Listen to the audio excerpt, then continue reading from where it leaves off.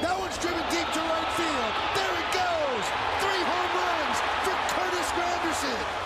What a night. There's a couple more bets coming up. Yeah, he actually went 5 for 5 in that game. Do you remember that game? I do. Do you remember going for 5 for 5? Got lucky 5 times that game. That's Curtis Granderson. He grew up here. He played college ball at UIC. He was a 3-time All-Star over 16 years in the major leagues. That is a career right there. Since he retired, he has been incredibly active in youth baseball here in Chicago. And now he is doing something special to celebrate Jackie Robinson Day. So you've been doing this now, so 8 years you've been doing this.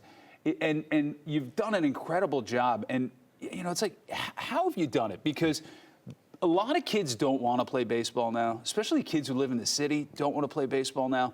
What has your approach been? How have you gotten so many kids wanting to play? Our biggest thing is just showing how fun and exciting it was and letting them realize how cool it was for me. Yeah. And going, these are some of the opportunities that can come your way, especially when we get them a chance to play on a college campus at UIC. That's a Division I school, arguably the best view in all of baseball. Yeah. So when they step on the field as young as 8 years old, all the way up to now with the CPS varsities kids, and their eyes just open up and go, I get to play here? It's like, yeah, you can play here, and you could potentially go to school, not only here, but any of these universities. So those are the exciting things that I try to push for them, and they just eat it up. I like how you casually mentioned one of the best stadiums in college. Yeah, because it's named after you. You got to, what are you, 43? 43. 43, because stadiums are normally, you know, named after boring old billionaires. That is heady, man. That you got to, what does that mean to you that you have a baseball stadium named after you? It's just so cool. You know, probably the biggest thing that stands out to me, if you go on the Google Maps, you can actually find the dot there and get directions to the stadium, and it says Curtis Granderson Stadium. But it's so weird to say that name. I always call it CG Stadium. Yeah. But the fact that we have this amazing stadium, again, with the best view in all of baseball, home for the UIC Flames, but all these kids throughout the city of Chicago get a chance to be on there throughout the course of the year, and that's the most exciting thing for me. Yeah, the organization you founded in 2016, the Chicago Baseball and Education Academy.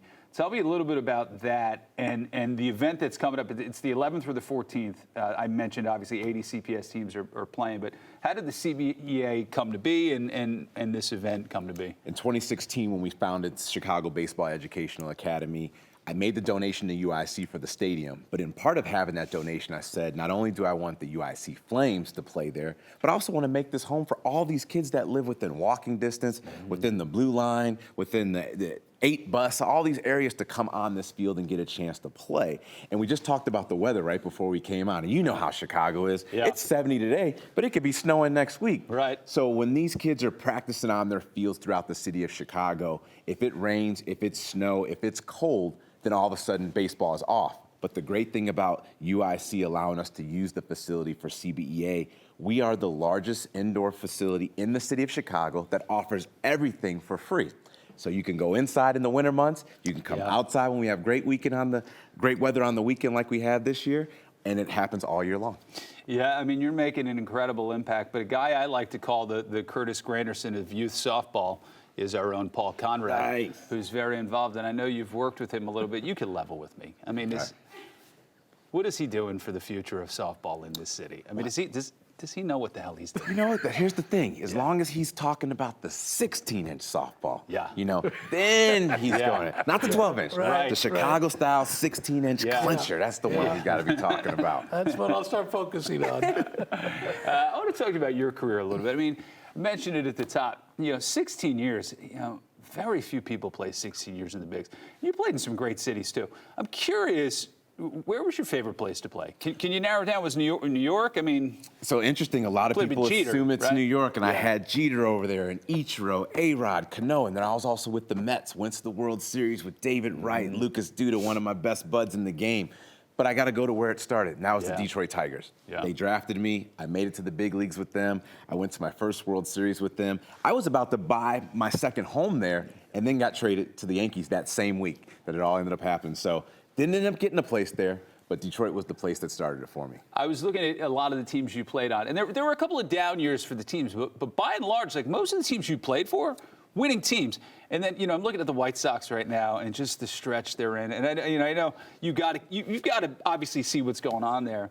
What do you think these guys, how do you get motivated every day to come to the park like that when you're losing guys left and right and things are just spiraling this quickly? I think the biggest thing is to realize that injuries do happen. You're not the only team going through it, especially when we're talking about the pitchers right now. So many pitchers getting hurt, but now you have injuries affecting your own team. You have these bonds with these teammates as your friends. You're with them so much throughout the course of the year. But as long as we can focus on one game at a time, we can't win the previous games. We can't win games in September because it's only April right now. Yeah. Focus on each game at a time. Say, let's win this game. Let's win this series. Then when the next series come, let's start with winning this game and win a series. And slowly but surely, you could have a slow start to the season and finish up amazing. Get ready, get hot by the All-Star break, make a couple trades, and you can have the place rocking come September. Good Lord, you should be a motivational speaker for that pitch.